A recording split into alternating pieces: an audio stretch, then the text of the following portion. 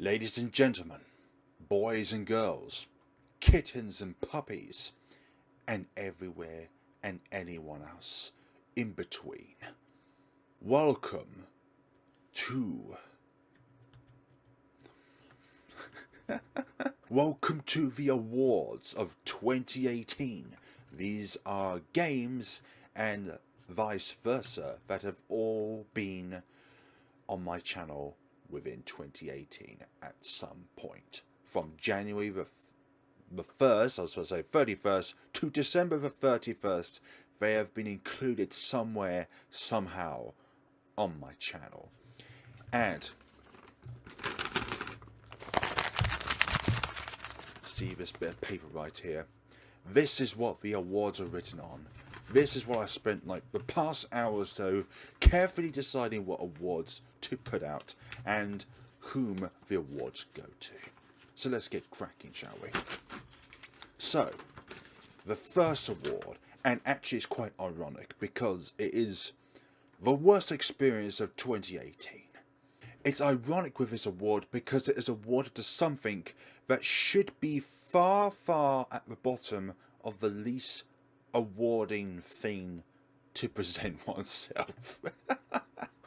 And also, as you can see, I am sitting outside with the wonderful northern lights presenting. I didn't obviously go to Google and find an image of a beautiful background. And also apologies for the fuzziness, but this is all the best that I can do with my green screen with limited lighting. So the worst experience of 2018. The nominations are, well, there's actually no nominations because there's only one winner, but I'll be showcasing a special demo from 2017 because it was literally so bad that the pain from 2017 was also transferred to 2018. And the nomination is Nostalgia. If you've ever played this game, you will know that Nostalgia is a very, very brain painfully bad experience. If you imagine a riddle that has no clues to it, or a riddle that has a clue to it that doesn't make even an ounce of sense, this would be definitely one of the or the most hateful kind of games you will ever experience. But the worst experience of 2018 on my channel, or perhaps ever to be precise, is, without a question or shadow of doubt, Elevator Rituals. This is a game that at some point in every episode drove me up a wall. If you've watched my Let's Play of that game, you will know the agonizing effects that that game has had upon me. It is just a sheer roller coaster of absolute torture and hell that there should be a ritual to undo the events that transpired within that game. It is just perpetually bad. So that is why I am awarding Elevator Rituals the worst experience of 2018 on my channel. The next award is the surprise of 2018. Now this goes to a game which I just looked up on, let's say, Itch.io or Steam, or it pops up on my emails.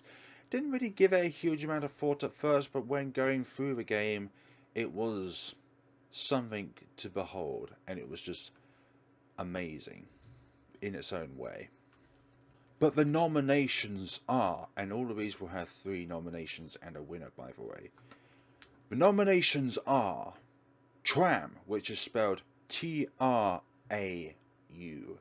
Now, I thought this was quite an enlightening experience to play through. Yes, there are some really cringy moments here and there when it comes to the language used, but I think overall the story was pretty strong, and visually it is quite nice to look at as well. Up next we have Our Lovely Escape. It is a visual novel, and to me it holds a special place in my heart with all the charisma and how the characters interact with one another, both the good and bad points of it. Makes it overall one of those games to me which is quite good in itself. And the last nomination, because I didn't expect this to be released until the new year or at some point down the line in 2019, is The Witch's House MV. Now you could say that The Witch's House is something that should have been awarded back when it was originally released in 2012. Was it 2013? I'm not too sure now. 5 years? 6 years? Sorry if I offended anyone. But with this brand new content and the horrors that still lurk within it, The Witch's House overall is one of the best RPG Maker horror games that there has ever been made. All without a shadow of doubt, the best RPG Maker horror game ever made. But the winner of the Surprise of 2018 award on my channel this year is an Umaniki fan game called RE. Now I think for Umaniki games in general, they are what you would call following the same formula, using the same kind of themes that the original developer of Umaniki did in their game, and it's just like a dream world, nexus, different events, yada yada yada, etc. But I believe that the formulas that the developer of REM put into their game actually gave it a very unique spin, in contrast to a traditional element and a non-traditional element where they've implemented some story into the game. And deep contextual story within an Umaniki fan game is quite rare, because it's usually up to solely the the player of the game to interpret what the story of the game is. And usually, it's not something that you have an answer to. It's just hanging up there in the clouds. Wonderful clouds up there tonight. A lovely blue-green sky. Moving on. So REN is my winner for the Surprise of 2018. The next award, and this wouldn't be a mainly oriented horror games channel if I did not include an award, of the Scariest of 2018. The nominations are, and I won't go into any specifics because horror in its own way is just heavily interpreted upon the player. And this is in no ways games which were made in 2018, but these are games which I started playing in 2018. And the nominations for this criteria are Witch's Heart, Hello Charlotte Episode 3, and Umaniki Dream Diary. But the winner of the Scariest of 2018 award of 2018 goes to my channel's colour, purple. Now, not only is purple covered in blood, but it also has an end roll feel of a dark story to it. It has something that most players can see is really, really life relatable. Very, very symbiotic in a way when it comes to real life events that goes on throughout us.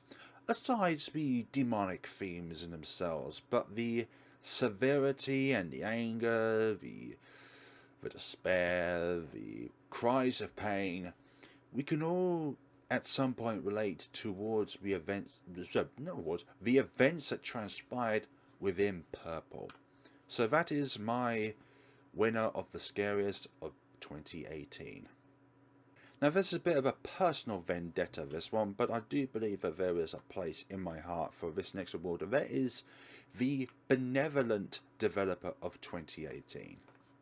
Now this is a developer that both puts their efforts forward and also looks out in the community for giving other developers support, inspiration, roles for improvement, aims, desires, objectives, and also being able to see some form of hate and not be able to translate hate into hate, but using that kind of hate to put something positive out into the community. And I'm sure that some of you guys who are watching are also developers of games and also have experienced hate at some point during your course, let's per se, of making games or making videos or any kind of content that you put out there. Hate is inevitable, but it's how we deal with it is what makes the difference at the end of the day. The nominations of this award, and I won't go into any specifics because this is kind of an opinion-based award, but to me this is quite special in my heart because I love seeing the development of people's games. I love seeing the development of people in themselves, development of myself. Obviously, I'm not going to nominate myself or put myself as a winner because what's the point of an award if I'm just going to award it to myself, you know? I might as well not hold an award. I might as well say winner FlareBlitzed. The nominations are Z Makes Games, who have made games like Mari and The Clockwork Prince, and also helped towards other games like At the Sea's End, I believe its name is called. It's a development only at the moment. And also the other person behind that game as well is Ruko Mura. You can check it out on Tumblr. Just type in At the Sea's End and you'll be able to find... I've forgotten the actual blog's name. Doesn't matter. The other nominations are Choco Flan, and the last nomination of this benevolent award is Noel, the artist of Keigo Tutori.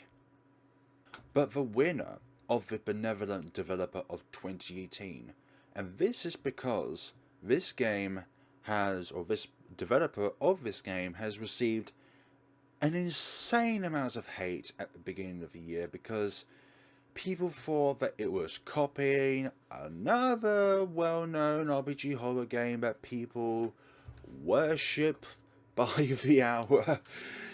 And it's just something which I really have much respect for them in how they deal with animosity that comes out of the community, which happens very rarely, but we can look over it because, well, that's how a community is. There's always going to be people that like and people that dislike.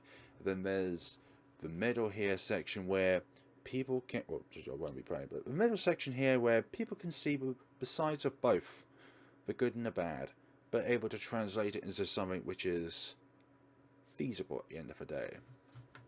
And the winner of the Benevolent Developer of 2018 is the developer of Aria Story and Midnight Train. This is Lydia. Won't say too much though, other than congratulations Lydia, you've made an awesome game this year, and I'm looking forward to Clade Story and Midnight Train, as well as your other endeavours in the course of content creating and just life in general, really. The next award could also be called an opinion-based award, but that is the most visually inspiring of 2018. Now this goes a line of looking at a game and seeing not just the in-depth context of the colorings, the textures that have been used to make the game how it is, but also the small things like effects and oh goodness. I'm not good at holding awards. That's why I've never been at a Golden Award show or anything to host these sort of things, because I just stand down the spot and not be able to say anything. And that's why I should have a script with me, really. The nominations of the most visually inspiring of 2018 are Aria Story, Illusion, and Fatal 12. But the winner of the most visually inspiring of 2018 is Arcadia. Now, Arcadia to me is one of those really special demos that came out earlier in the year that not only does it have a visual depth to it, but it also has a very special aura to it when it comes to the characters as well. There's a lot of differences with each character, but they all get along with each other very well. But also the effects that were put into the game were really, really special. Everything from the simplest of things to the most complicated of things, like the petals in the wind, or the, let's say, skin texture, for example, or the amount of hairlines that come out of the person's head, or the accessories that goes onto one person's head, or the little small things and big things that go into the character, really makes up for a very visually inspiring game. Now the next award is the most promising demo of 2018. Now this is something along the lines of, if you release a demo, then you could be perfectly happy that it would be a full game in itself, or it could be a short game in itself that you would be perfectly happy to just walk away with and think, we don't need a huge amount more story added on, or any more story added on, because what we have in front of us is something special in itself. But the nominations of the most promising demo 2018 are At the Sea's End, Cadu, which is spelled Cadeau, and REN once again.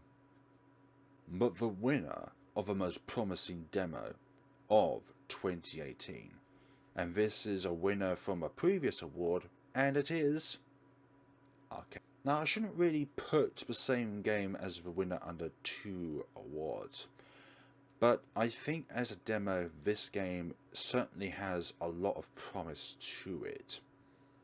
And I've explained in that award that, well, everything that I said also holds value here, that it's a game that both has the story element and the visual element that kind of blends in together as well. And also as well, I forgot to say, the sound of the game as well is also very inspiring. It has its own original soundtrack to it. Obviously not all of the effect sounds is original, I believe. I may be wrong. I could be really wrong here. But the sounds included in the game are just... Okay, the next award. And this is something that I always look in a game, and that is a good story. But not just a good story, a brilliant story. And in this case, this is the best story of 2018. Now this could be a long game which expands its story out very, very periodic timescales, so that you have one bit here that has a lot of detail, another bit here which has a lot of detail. Oh wait, but then again, 6 hours down the line there could be more detail, but then again that could be something which is just very long-winded and boring. But what about the bits in the middle? Because it's not always just about the start and the end, it's the journey. And the journey is what matters. The journey is what makes a story, both past, present and future events. The nominations in this case are Noel the Mortal Fate, REN, surprisingly for an Umaniki fan game, and Atlia, Liddy and Suli.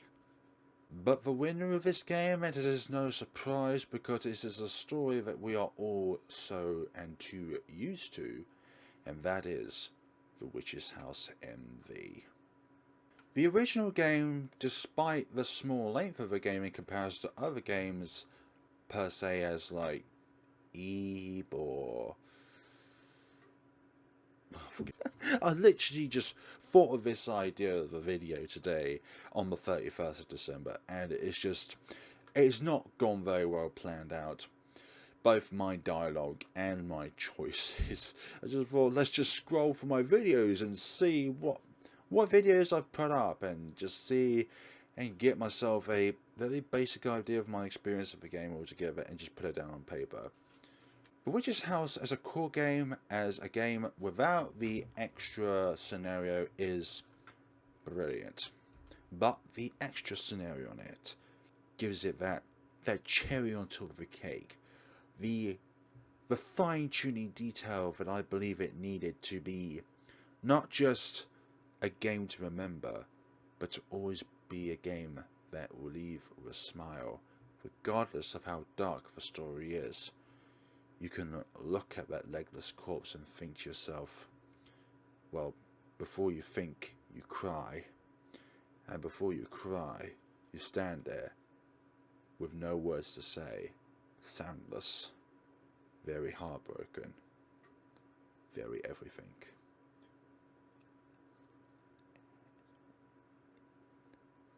Now, the next and final award is Flare's favourite game of 2018. This is an award for a game that was and is released in 2018, and the nominations are, and also I'll explain in detail as to why these are the nominations and this is the winner. The nominations are Atelier, Liddy and Sully, because of the charismatic nature that the characters have in the game, the different options that you have when it comes towards alchemy and the adventures that you have, and the perfect balance between adventuring and having that kind of home closeness, so that you know that you don't have to camp somewhere to be able to get to home, but at the same time you have the adventure feeling like you normally would in an Atelier game, so that you can go out and enjoy the wildlife, collect materials, battle foes, etc. And it has the good points of Atelier Sophie and the good points of Atelier Theoris, minus the negative aspects of both games.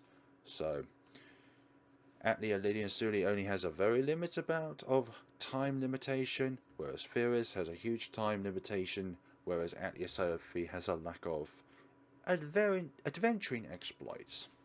The next nomination of my favourite game of 2018 is a visual novel called Fatal 12, and this is a game that kind of really puts you in a life-threatening situation where, okay, you have 11 other contestants, you are trying to find out who they are, so I believe from the game it was their name, their cause of death, and their biggest regret in life.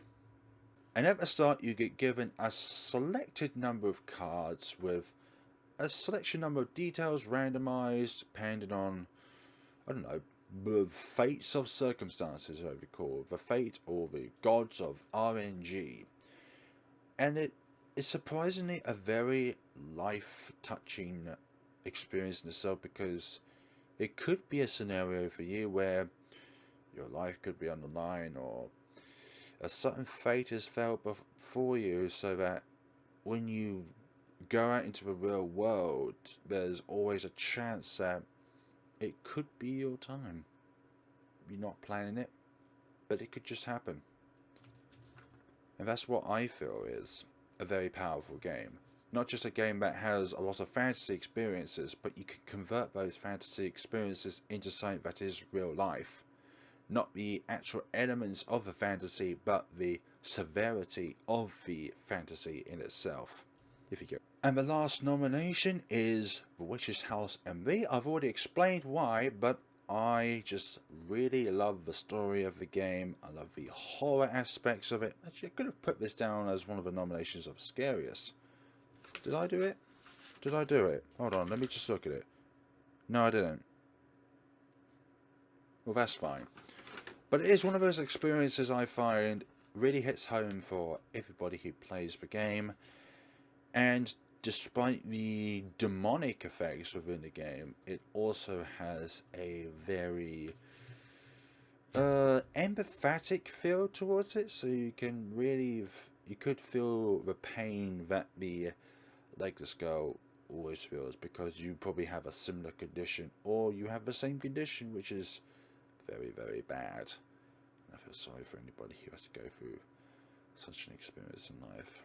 But it's one of those games that really hits hard when you play it. It really hits hard when you end it, and really hits hard when you get to a true ending. Like, really hits hard at the true ending. And also the rest of the game as well, because it is quite a frightening experience for the first time. The wonderful visuals, the sound effects, the story, if the game itself, my favourite game of 2018 goes to Aria Story. Now, when I first set up my account on Tumblr, this is one of those projects that I followed quite closely because of all the positivity that went around the game, positivity about the kind of games that come out of RPG Maker, actually, and was one of those games that actually kept me interested into playing more RPG Maker games as I was continuing to become more and more excited for Aria Story when it inevitably came out. Obviously, we knew that Aria Story had some, let's just say, setbacks when it comes to the translation of the game, but obviously, as we all know, there are some things in life that we can't control. And sometimes the best experience can only come out of the trials and tribulations of those who make the game, and know that the efforts that are put into the game are 100%. It wasn't far-fetched, it wasn't hurried, it was carefully crafted, and I think that when it comes to an experience in itself, that Aria Story in itself is a story to behold. Well, that is it, ladies and gentlemen. Thank you so much for the for your time and your patience, and you're probably scratching your heads as to thinking, well, Flare, you just probably said exactly the same thing for the past 30 minutes, and I know, I'm really sorry, but this is just one of those life experiences where we know that no matter how boring it could be, no matter how painful it could be, you just got to enjoy it until the very end.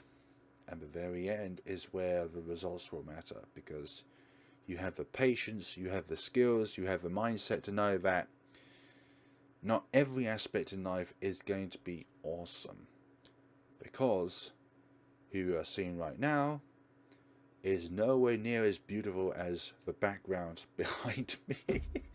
What am I talking about? Of course I'm beautiful. But thank you so much for watching, folks. Thank you for a wonderful 2018. I am hoping to become even stronger in 2019. So, have a wonderful day, folks.